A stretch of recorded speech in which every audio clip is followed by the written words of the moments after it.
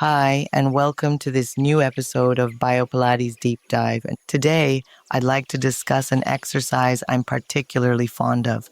It seems simple on the surface, but it holds incredible richness when we take the time to explore it deeply. This is the saw in the Stott Pilates method.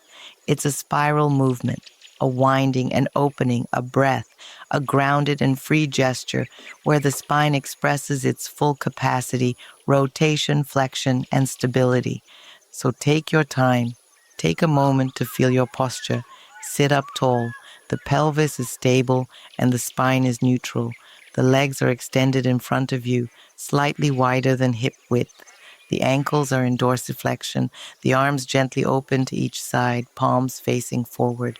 As you inhale, I invite you to rotate the spine along its vertical axis. The pelvis remains still. We keep the sitting bones anchored to the ground. The trunk muscles organize this spiral.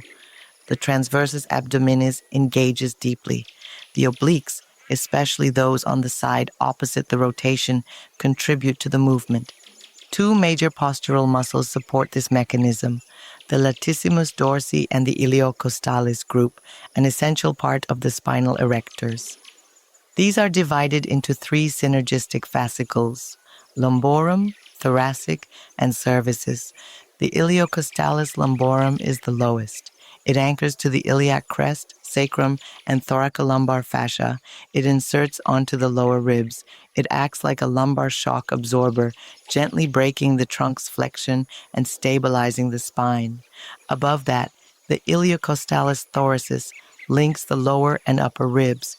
It contributes to the extension of the upper trunk, the regulation of twists, and especially to thoracic balance during lateral flexion.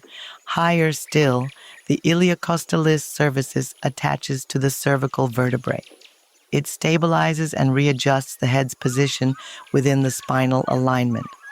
These three fascicles form a continuous, discrete, but essential support. They control the descent, accompany the rotation, and assist the rise without ever being forced. Then comes the exhalation, and here we begin spinal flexion, a sequential flexion, vertebra by vertebra, starting from the top of the skull. The front arm reaches the pinky toe, and the back gently rotates toward the opposite corner. The gaze lowers to the floor. And while doing this movement, it's essential not to let the pelvis twist. It's a common mistake, especially when we're flexible. The pelvis must remain neutral. That's where the deep muscles come into play. The multifidus, the short and long rotators, the transverses, and the hip extensors work together. They form a silent but powerful team. They prevent compensation. They keep us grounded. At this point, I'd like to open a parenthesis on the nervous system because what we feel in this exercise isn't just muscular, it's also sensory and deeply neurological. The sensations of movement, tension, contact are transmitted via what we call ascending pathways. Three main fascicles are at work here. The gracile fasciculus for the lower limbs. It transmits fine proprioception, vibration, and spatial positioning. The cuneate fasciculus for the upper limbs does the same, and the spinothalamic tract transmits messages of pain, temperature, and crude touch. These are not nerves in the classical sense, they are chains of neurons, and between each neuron there is a synapse. The synapse is that small space where the message changes form. It moves from electrical to chemical. Acetylcholine is released when the message is a motor command, for example, to contract a muscle. It binds to nicotinic receptors, which are tiny ion channels. When they open, they allow ions to enter the next cell, triggering muscle contraction. But when it comes to inhibition, another messenger comes into play. That's GABA. GABA is a great regulator of the nervous system. It works in two ways. First, through GABA-A receptors. These allow chloride ions to enter, hyperpolarizing the cell and preventing further discharge. It's a rapid, clear, immediate inhibition.